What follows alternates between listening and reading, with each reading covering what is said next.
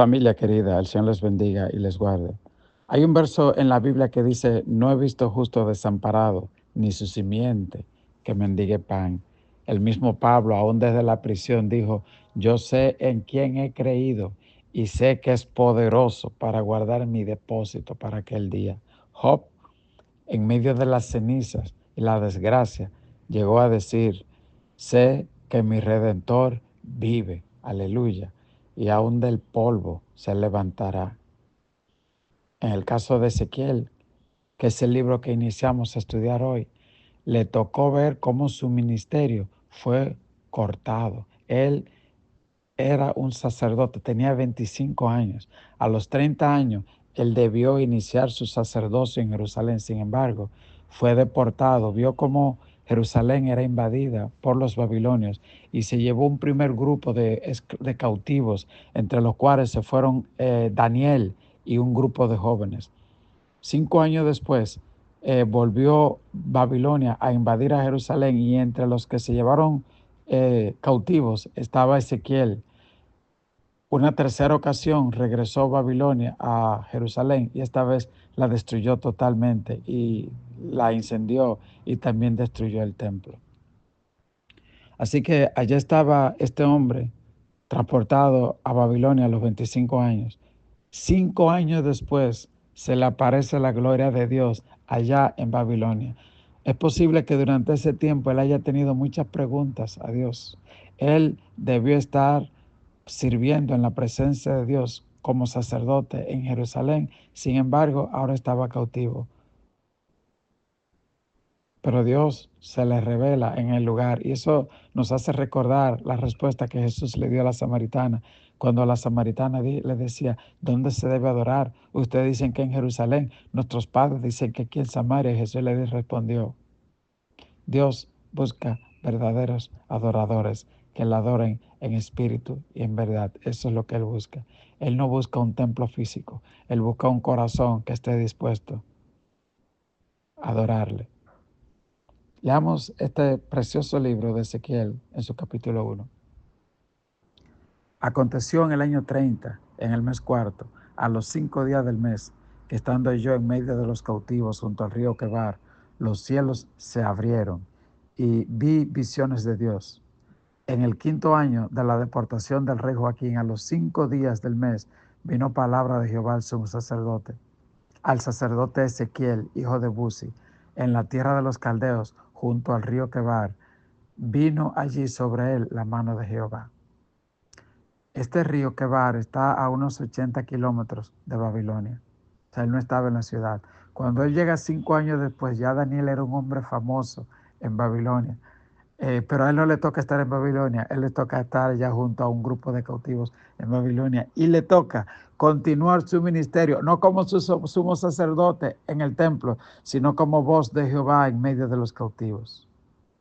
El Señor obra de manera misteriosa y como dice la palabra, Jehová cumplirá su propósito en mí. Y dice también, el que inició la buena obra la completará. ¿Cómo? ¿Cuándo? ¿Dónde? Él es que sabe. Si Él te llamó, Él te respalda. Dice el verso 4, miré, y aquí venía del norte un viento tempestuoso y una gran nube con un fuego envolvente, y alrededor de él un resplandor, y en medio del fuego algo que parecía como bronce refulgente. Yo creo que usted se imagine toda esta cosa, el fuego, la nube, el resplandor, algo, un bronce refulgente en medio de esa gloria que se aproxima desde el norte.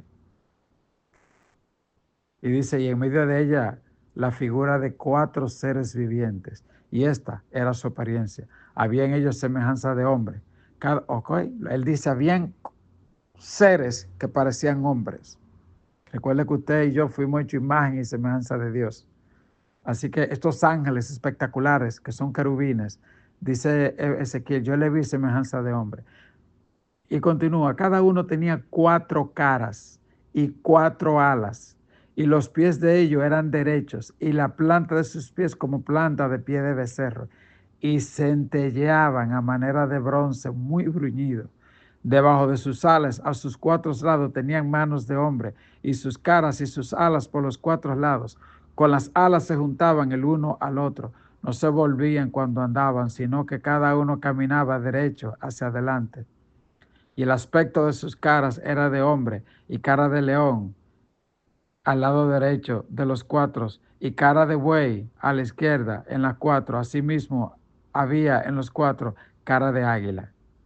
Te dice, ¿pero qué es esto? Bueno, eso mismo, un ser celestial, porque a veces uno se imagina a los ángeles muy hermosos, muy parecidos, usted sabe, pero aquí describe algo bien sorprendente.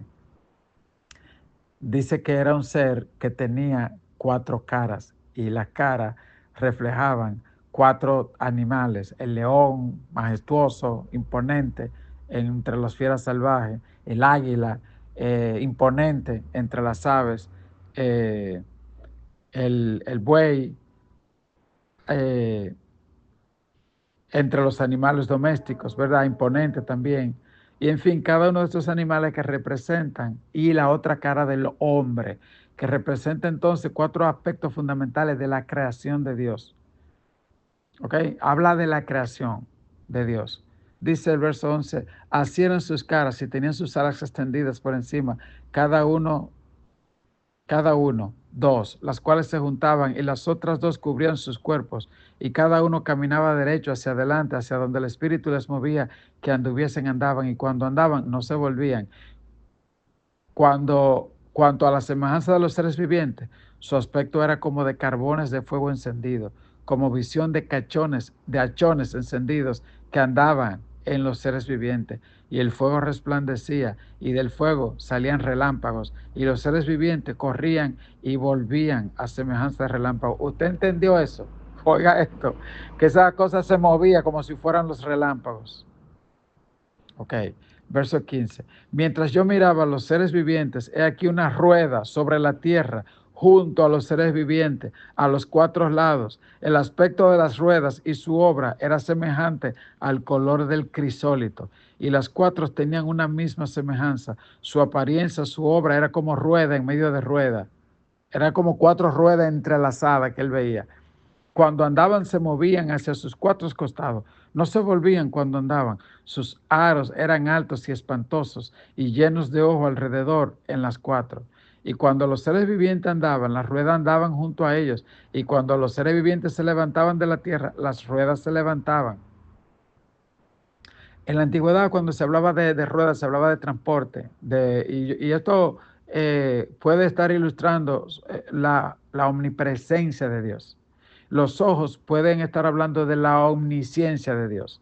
El mensaje para Ezequiel era: Dios está en todo lugar y Dios está presente y Dios está al control.